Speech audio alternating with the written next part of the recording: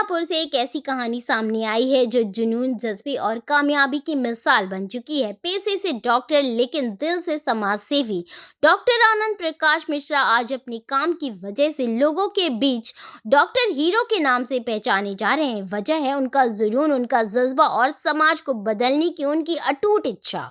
देश भर में युवाओं के बीच नशे की समस्या गंभीर होती जा रही है। ऐसे में डॉक्टर मिश्रा ने नशा मुक्ति को अपनी प्राथमिकता बना लिया है। वे खुद स्क्रिप्ट लिखते हैं और नाटक तैयार करते हैं और मंच पर अभिनय कर युवाओं को जागरूक करते हैं। स्कूल, कॉलेजों और सार्वजनिक कार्यक्रमों में उनके नाटक सिर्फ मनोरंजन नहीं बल्कि एक मजबूत सामाजिक संदेश बनकर सामने आते हैं। उनकी यह मुहिम उनकी पत्नी नलिनी मिश्रा भी कंधे से कंधा मिलाकर साथ देती हुई नजर आती हैं।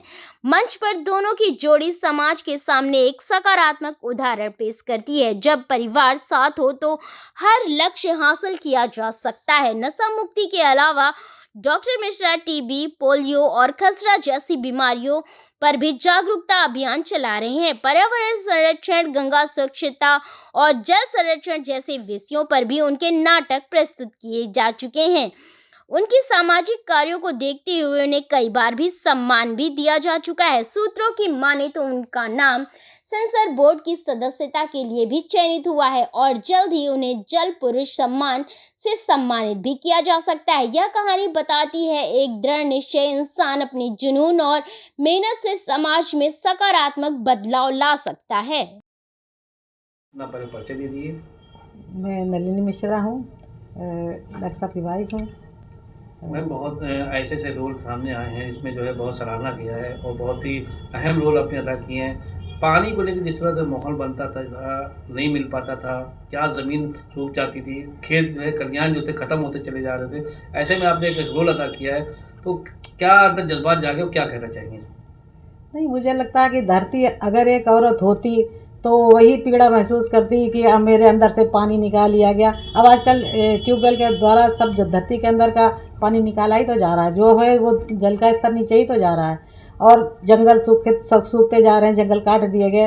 तो अगर धरती के वस्त्र समझें तो हरे भरे जंगल धरती के वस्त्र ही तो हैं।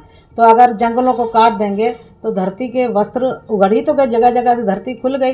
तो बात वही है कि कपड़े फट गए, जगह जगह से धरती का दिखाई पड़ रहा है, जहाँ कहाँ पहाड़ दिख रहे हैं, कहाँ दिख रहे हैं। तो मुझे लगता है कि अगर एक धरती होती तो उसे ऐसा ही, धरती एक स्त्री होती तो उसे ऐसा ही महसूस होता कि मेरी कमर पे इतना आबादी का बोझ लाद दिया गया है, मेरे खंदर से खून निकाल लिया गया है। और ये लोग जो हैं मतलब प्रताड़ित करते चले जाए धरती को, ये नहीं समझते कि धरती हमारे आगे आगे भविष्य में बहुत कुछ उसके ऊपर लादा जा रहा है, बहुत कुछ वो देगी। तो ये मुझे ऐसा लगता है।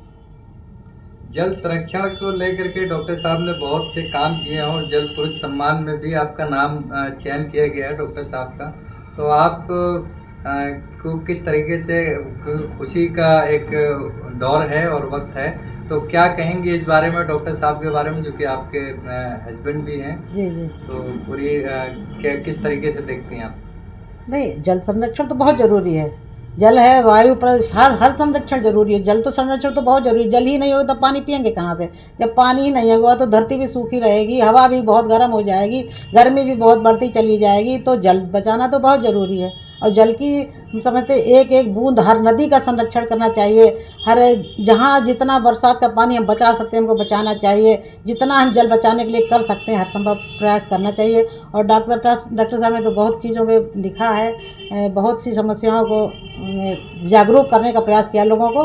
तो जल संरक्षण बहुत जरूरी है मेरे हिसाब से। और फिर वो कहती है कि पता नहीं कब ये योजना पूरी होगी, मैं नहीं कह सकती।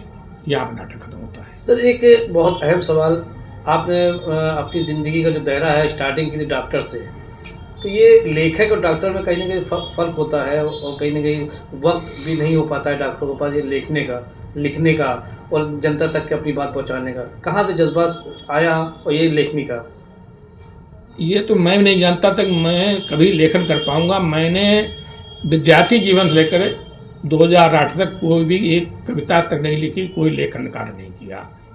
लेकिन इसमें एक नशे से जब मैंने लोगों को, अपने युवकों को बर्बाद होते देखा, अपने परिवारों बर्बाद होते देखा, तब मैंने सबसे पहले नाटक लिखा पतंग। और जब यूपी महोत्सव में उसको पहला प्राइज मिला तब मेरे अंदर से लगा कि मैं भी कुछ लिख सकता हूँ। तो पहले मैंने अपनी बीमारियाँ जो शिक्षा क्षेत्र जुड़ी हुई हैं उनमें जो है टीबी है, एड्स है, पोलियो है, इन पे लिखा। ये लिखने का कारण जो है आपके मरीज सही स्टार्ट हुए। हमारे से स्टार्ट हुआ। हाँ बिल्कुल।